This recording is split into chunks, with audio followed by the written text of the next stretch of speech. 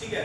कल जो हमने गुड मॉर्निंग स्टूडेंट्स, सभी जो अभी कनेक्ट हुए हैं सभी के लिए, कल जो हमने लेसन किया था उसी का थोड़ा सा रिकैप करते हैं और रिकैप करते हुए हम फिर इसके रिजल्ट्स के बारे में डिस्कशन करेंगे।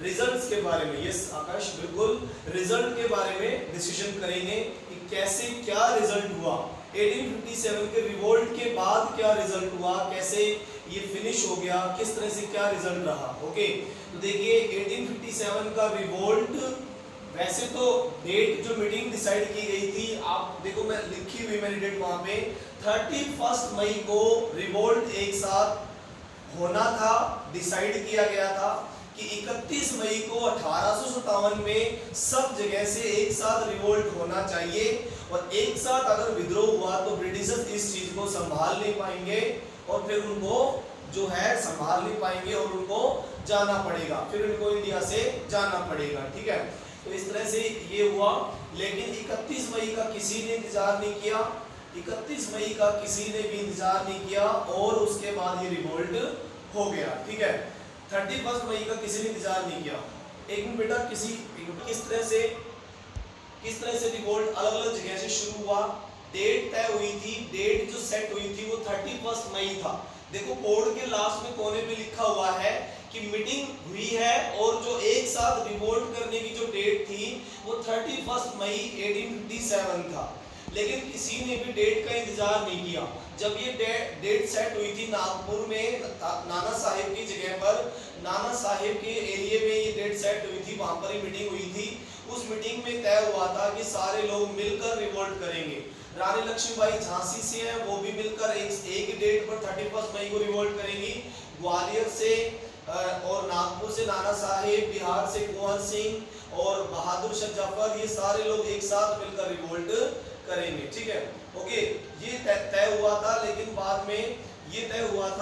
बाद में इस रिवोल्ट की डेट का किसी ने भी इंतजार नहीं किया और उसके बाद में रिवोल्ट एक साथ होने की बजाय अलग अलग डेट पे हुआ। जैसे कि रिवोल्ट की शुरुआत मैंने आपको बताई थी, उधर लास्ट में देखिए आउटब्रेक ऑफ रिवोल्ट मतलब कब रिवोल्ट स्टार्ट हुआ, 19 इन्फेंट्री रेजिमेंट में रिवोल्ट स्टार्ट हुआ, क्योंकि वहां पर सिपाहियों को, हिंदुस्तानी सिपाहियों को इनफील्ड राइफल यूज करने को दी गई है। इनफील्ड राइफल को यूज करने से सिपाही मना कर रहे हैं। क्यों मना कर रहे हैं? कि उसके ऊपर काऊ और पिग की जो स्किन होती है वो कार्ट्रिज पर लगी हुई है, और काऊ और पिग की स्किन को मुंह से खींचकर कार्ट्रिज यानी कि बंदूक की गोली से हटाना पड़ता है, इसलिए सिपाहियों ने मना कर दिया और मंगल पांडे ने विद्रोह कर दिया। मंगल पांडे 34 नेटिव इन्फेंट्री से थे। बंगाल की रेजिमेंट का नाम है 34 नेटिव इन्फेंट्री रेजिमेंट। वहां से मंगल पांडे ने विद्रोह कर दिया और इनफील्ड राइफल को यूज करने से मना कर दिया। जब मंगल पांडे ने इनफील्ड राइफल को यूज करने से मना किया तब उसको टॉर्चर किया गया। ड्रिल के टाइम में उनको टॉर्चर किया गया। ठीक है, ड्रिल मतलब कि उनको परेड ग्राउंड के दौरान उनको टॉर्चर किया गया। ठीक है, ओके, और फिर 29 मार्च को जब टॉर्चर हुआ तो मंगल पांडे ने गुस्से में आकर 2 ब्रिटिश ऑफिसर को बंदूक की नोक से मार दिया। मतलब बंदूक की नोक क्या आती है, चाकू लगा होता है, उससे उन्होंने 2 ब्रिटिश ऑफिसर को 29 मार्च को 1857 में मार दिया। ठीक है, और इसी वजह से मंगल पांडे को फांसी की सजा हुई। क्या हुई? फांसी की सजा हुई। कब हुई? 8 अप्रैल 1857 में उनको फांसी की सजा दे दी गई। ठीक है, और फिर जो 34 नेटिव इन्फेंट्री रेजिमेंट थी उसको जो है उसको डिवाइड कर दिया गया। 34 नेटिव इन्फेंट्री रेजिमेंट जो कि बंगाल की रेजिमेंट थी उसको जो है क्या कर दिया गया, उसको जो है वहां से डिसमिस कर दिया गया। ठीक है, वहां से उसको डिसमिस कर दिया गया, मतलब पूरी रेजिमेंट तोड़ दी गई। ठीक है, रेजिमेंट तोड़ दी गई तो सारे सिपाहियों को अलग अलग जगह पर भेज दिया गया। ब्रिटिशर्स सोच रहे थे कि रिवोल्ट खत्म हो गया, लेकिन रिवोल्ट खत्म नहीं हुआ था। 8 अप्रैल को मंगल पांडे को फांसी दी जाने के बाद दोबारा से रिवोल्ट हुआ। 10 मई को हुआ 1857 में मेरठ के सिपाहियों ने रिवोल्ट किया। मेरठ के 85 सोल्जर्स ने 85 सोल्जर 85 सैनिकों ने वहां पर इनफील्ड राइफल यूज करने से फिर मना किया।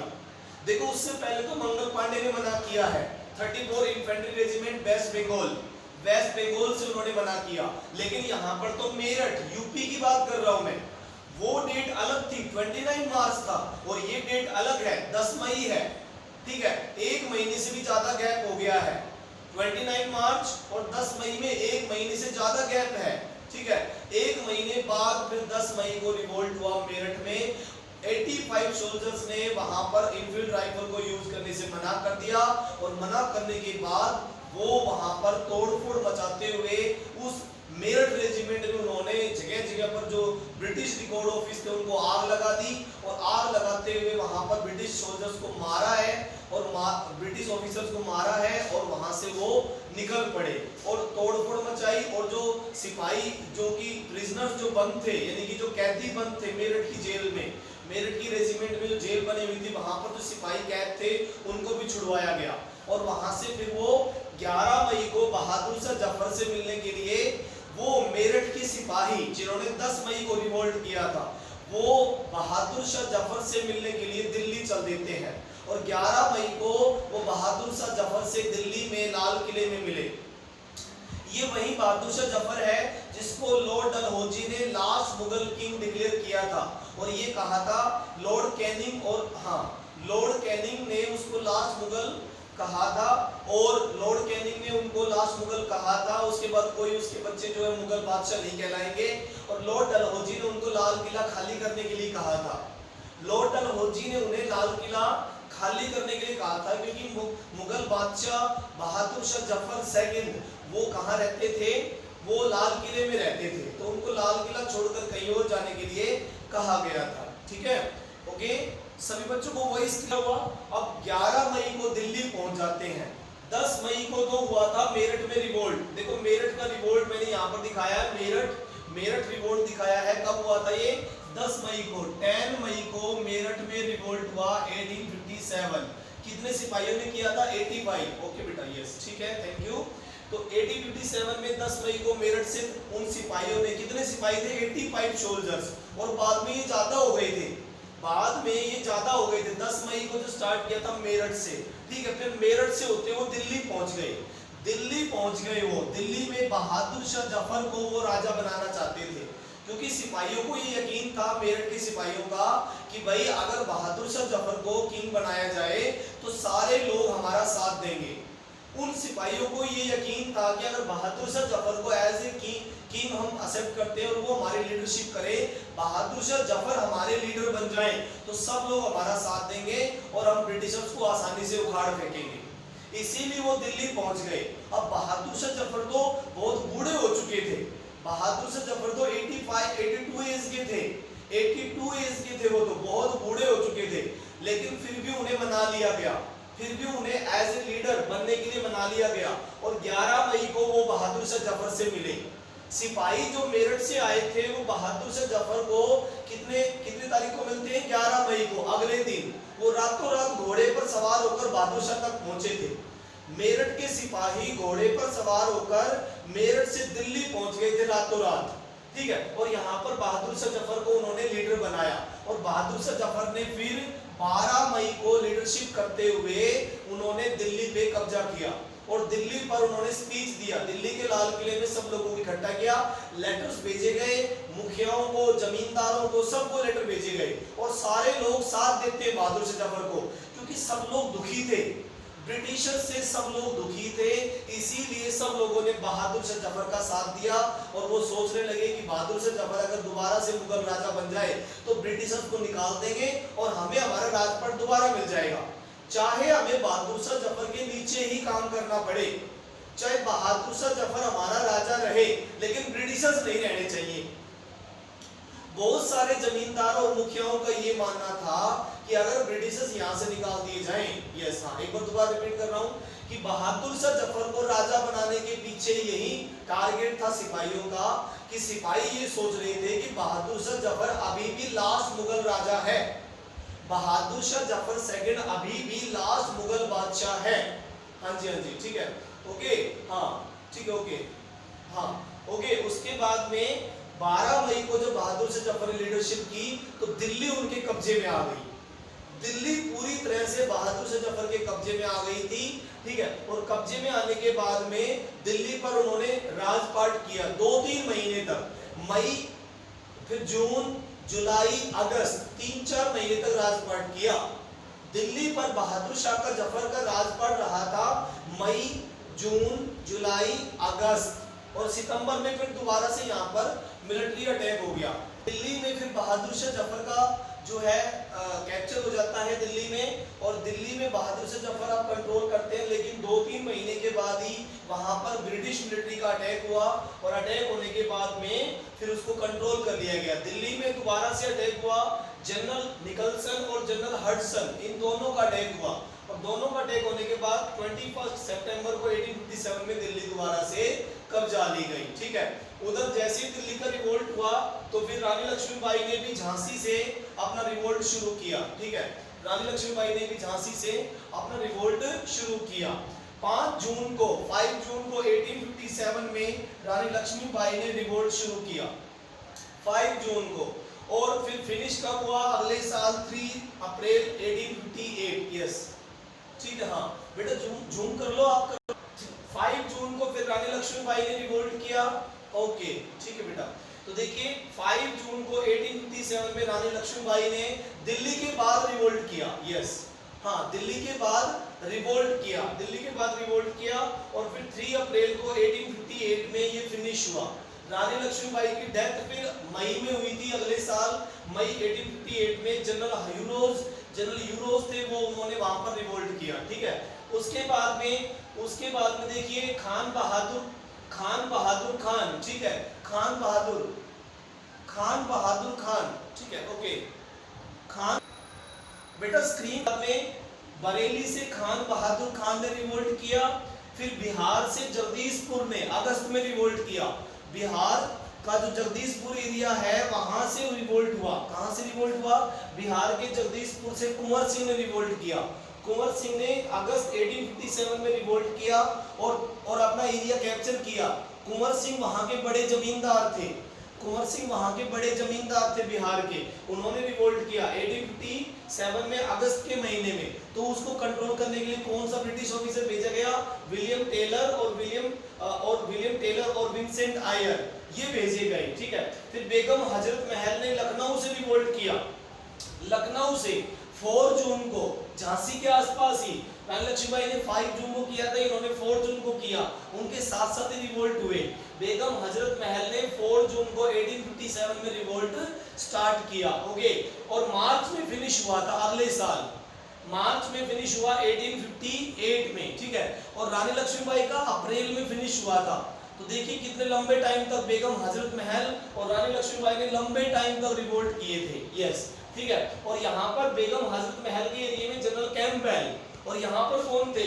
यहाँ पर थे जनरल ह्यूरोज, लिवेन सोनी। लास्ट में हजरत महल 4 जून को 1857 में रिवोल्ट स्टार्ट किया और मार्च 1858 में फिनिश हुआ। कब हुआ? मार्च 1858 में फिनिश हुआ। जनरल कैंपबेल यहाँ से उन्होंने रिवोल्ट को फिनिश किया था।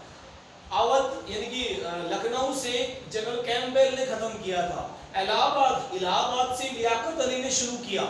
इलाहाबाद से करेंगे, एक मिनट। इलाहाबाद से लियाकत अली ने शुरू किया। लियाकत अली 1857 से 58 के बीच में रिवोल्ट करते हैं, और जो यहाँ पर जिस ब्रिटिश ऑफिसर ने इसको फिनिश किया वो जनरल नेल थे। जनरल नेल ने फिनिश किया। कानपुर से नाना साहेब, जिनका रियल नेम धोंदू पंत था। कानपुर से नाना साहेब, जिनका रियल नेम धोंदू पंत था, और उनकी जो मिलिट्री लीडर तांत्या टोपे ने रिवोल्ट किया था। 5 जून को इन्होंने रानी लक्ष्मीबाई के साथ साथ ही शुरू किया था, 5 जून को। और कब फिनिश हुआ? 6 सितंबर, दिल्ली के आसपास ही। दिल्ली जैसे कंट्रोल हुई थी 21 सितंबर को, तो नागपुर को रीसेटल कर लिया गया था 6 सितंबर 1857 में। उसका रिवोल्ट एंड कर दिया गया था। ओके, यहाँ पर कौन थे? General Campbell. उन्होंने जो है रिवोल्ट किया था, उन्होंने रिवोल्ट को फिनिश किया था। जनरल कैंपबेल ने रिवोल्ट को फिनिश किया। स्टार्ट किसने किया? नाना साहिब। फिनिश किसने किया? कैंपबेल, ठीक है। बैरकपुर से आपको बताइए मंगल पांडे ने 29 मार्च को किया था। बैरकपुर से मंगल पांडे ने 29 मार्च को स्टार्ट किया था और 8 अप्रैल को उनको फांसी हो गई थी मंगल पांडे को, और उनकी रेजिमेंट 34 रेजिमेंट तोड़ दी गई थी। तोड़ दी गई मतलब अलग अलग जगह पर बांट दी गई थी, ठीक है। तो इस तरह से अलग अलग सेंटर से अलग अलग जगह पर विद्रोह हुए। एक फैजाबाद वाला देखिए, फैजाबाद मौलवी अहमदुल्ला शाह जिन्होंने फैजाबाद से रिवोल्ट किया, फैजाबाद बिहार के साइड में उनसे रिवोल्ट किया, और जो है मौलवी अहमदुल्ला शाह 1857 से 1858 के बीच में रिवोल्ट हुआ, 1 साल पर चलता रहा। उनके ऊपर तो 50,000 का इनाम भी था, 50,000 का रिवॉर्ड भी था, इनाम भी था उनके ऊपर, तो ठीक है।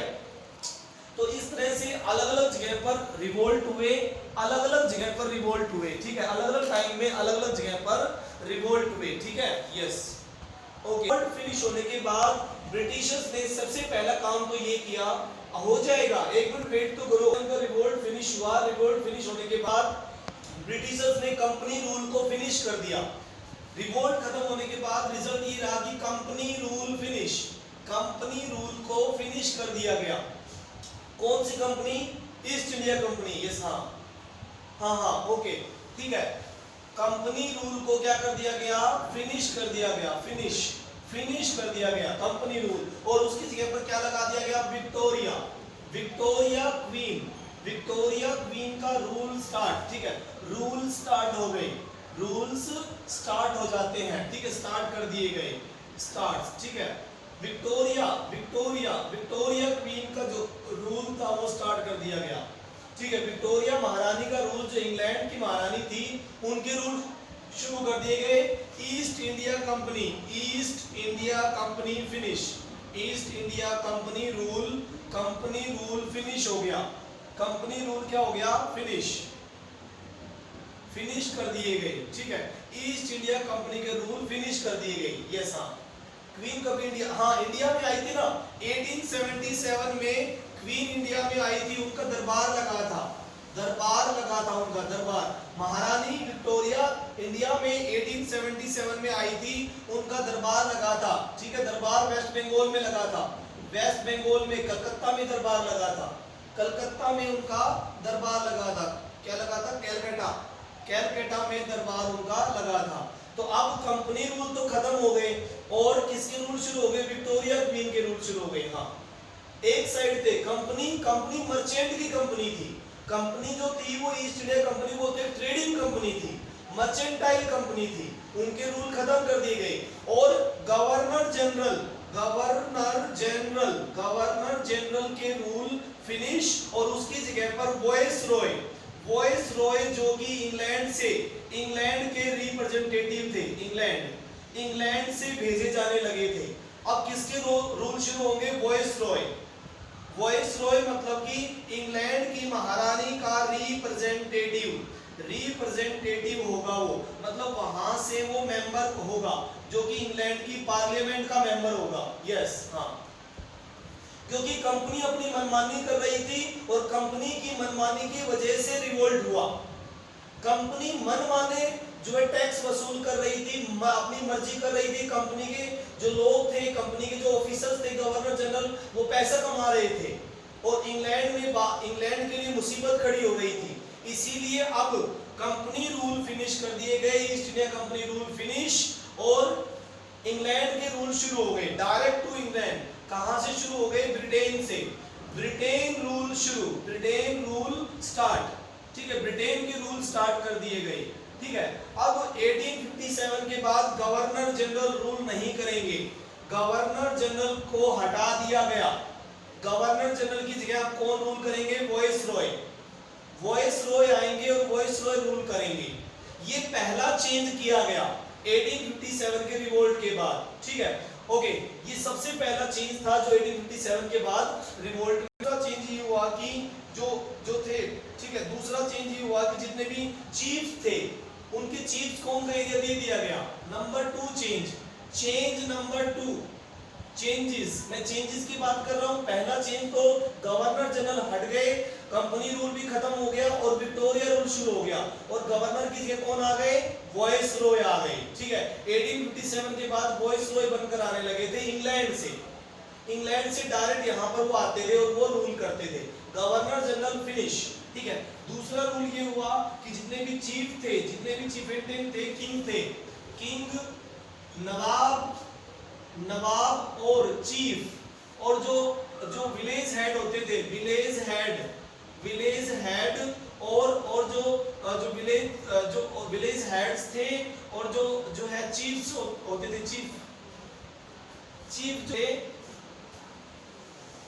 चीफ होते थे, उनको उनका एरिया किंगडम वापस दे दिया गया, किंगडम उनका रिटर्न कर दिया गया। किंगडम क्या हो गया? रिटर्न, मतलब उनका एरिया उनको वापस दे दिया गया। ठीक है, चीफ्स का एरिया जो था वो उन्हें वापस दे दिया गया। अब उनका एरिया अनेक्स नहीं किया जाएगा। आगे विक्टोरिया रूल ने डिसाइड किया कि किसी भी किंग का, किसी भी नवाब का या विलेज हेड का या कोई चीफ है, विलेज चीफ है, यस, उसका एरिया जो है उसका एरिया नहीं छीना जाएगा। ठीक है, ये डिसाइड किया गया। ठीक है, नो अनेक्सेशन, ठीक है, अनेक्सेशन नहीं किया जाएगा, अनेक्सेशन नहीं किया जाएगा, कोई भी एरिया अब कैप्चर नहीं किया जाएगा। ओके, इसलिए उनके साथ में बातचीत की गई। और थर्ड नंबर, मिलिट्री चेंज हुए, मिलिट्री में चेंज किया गया, मिलिट्री चेंज। ठीक है, अब Indian soldiers remove, Indian soldiers कम किए गए, रिड्यूस इंडियन सोल्जर्स को रिमूव कम किया गया, रिड्यूस कम किया गया। इंडियन सोल्जर अब मिलिट्री में भर्ती नहीं कर रहे थे, कम भर्ती हो रहे थे।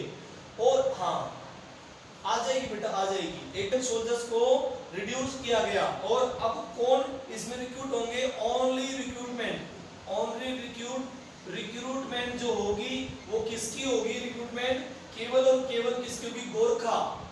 गोरखास। ठीक है, किनकी होगी? गोरखास और सिख और पठान जो है वो इसमें भर्ती किए जाएंगे। यस, हाँ, एक मिनट रुको बेटा, एक मिनट। चेंज क्या हुआ? पहला चेंज तो ये किया गया भाई, कंपनी रूल खत्म कर दिए, विक्टोरिया रूल शुरू कर दिए।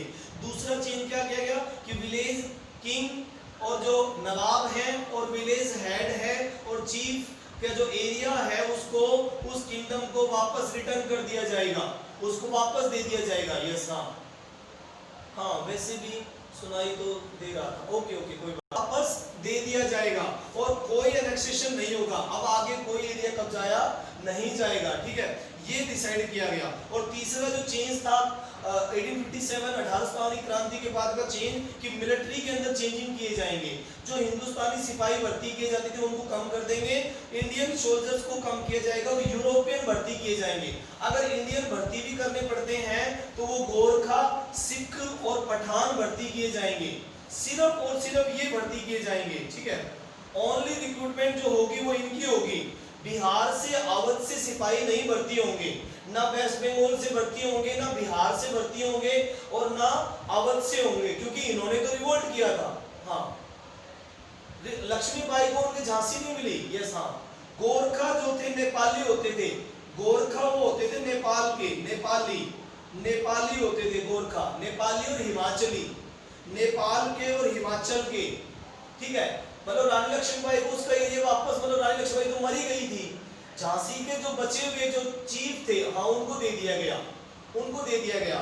और सिख, क्योंकि 1857 के रिवोल्ट में सिख लोगों ने ठीक है साथ दिया था। किनका साथ दिया था? अंग्रेजों का। इसलिए अब सिख भर्ती किए जाएंगे और पठान भर्ती की। ओके, ये चेंजिंग हुई। और लास्ट चेंज क्या हुई कि पॉलिसी जो है, पॉलिसी चेंज कर दी गई और रिलीजन में कोई छेड़छाड़ नहीं। रिलीजन नंबर 4, रिलीजन के जो थे, religion, no change in religion. ठीक है, रिलीजन में कोई चेंज नहीं किया जाएगा। आगे अब रिलीजन में कोई चेंज नहीं किया जाएगा। ठीक है, रिलीजन में कोई चेंज नहीं होगा। जैसे आपको याद है ना, सती प्रथा को बैन किया गया था और जो विडोरी मैरिज कराई जा रही थी, अब ऐसा कोई भी काम नहीं किया जाएगा। हिंदू और मुस्लिम धर्म में कोई चेंजमेंट नहीं की जाएगी, जैसे चल रहा है वैसे चलने दो। क्योंकि ब्रिटिशर्स को समझ में आ चुका था कि 1857 के रिवोल्ट के रीजन थे, हमने जो धार्मिक बदलाव किए थे वो रीजन थे, और जितने भी नवाब चीफ वगैरह उनकी जमीनें छीन ली थी वो एक सबसे बड़ा रीजन था। था, कंपनी ने छीन ली थी। लॉर्ड डलहौजी, याद है आपका? लॉर्ड डलहौजी ने सतारा, संबलपुर, झांसी, अवध, नागपुर सब छीन लिया था डॉक्ट्रिन ऑफ लैप्स के थ्रू। तो उनको उनकी जमीनें वापस दी गई ताकि वो शांत रहें, ठीक है, और इस तरह से चेंजमेंट की गई। इसके बाद महात्मा गांधी, चंद्रशेखर आजाद, भगत सिंह, राजगुरु, सुखदेव, इन लोगों ने फिर ब्रिटिशर्स को निकाला इंडिया से, और फिर आगे की लड़ाई उन्होंने लड़ी। महात्मा गांधी, चंद्रशेखर आजाद, भगत सिंह, राजगुरु और वो जवाहरलाल नेहरू, सुभाष चंद्र बोस, ऐसे बड़े बड़े लीडर हुए। इसके बाद उन्होंने फिर आगे की लड़ाई लड़ी। यहाँ तक 1857 के रिवोल्ट में यहाँ तक ही हम फिनिश करेंगे। 1857 के रिवोल्ट के रिजल्ट ये रहे, किस वजह से रिवोल्ट हुआ वो भी हमने समझ लिया, कहाँ से कौन कौन से डेट पे हुआ वो भी समझ लिया। सबसे अच्छा लीडर महात्मा गांधी रहे थे। पूरे देश को एक किया उन्होंने, पूरे देश को एक करने का क्रेडिट महात्मा गांधी को जाता है। पूरे कंट्री को एक करके लड़ने के लिए तैयार किया। महात्मा गांधी ने पूरे कंट्री को एक किया और लड़ने के लिए तैयार किया। उनके बाद में और बहुत सारे लीडर आए जिन्होंने फिर बाद में सबको एक करके लड़ाई लड़े, ठीक है, इस तरह से। ओके, फिनिश हो गया lesson, time is over. Thank you, have a nice day. Thank you बेटा, बाय। तो इस तरह से आपने देखा कि किस तरह 1857 का रिवोल्ट फिनिश हुआ और उसके बाद के रिजल्ट रहे। चेंजिंग की गई, मिलिट्री में चेंजिंग की गई, चीफ और जो चिफेंटेन और हेड्स थे उनको उनकी लैंड्स वापस दे दी गई, और रिलीजन में कोई बदलाव आगे फिर नहीं किए गए। कोई जो रिफॉर्मेशन था वो एक स्लोली ग्रेजुअल तरीके से रिफॉर्मेशन किया गया, ठीक है। इस तरह से 1857 का रिवोल्ट फिनिश हो जाता है। Thank you, have a nice day.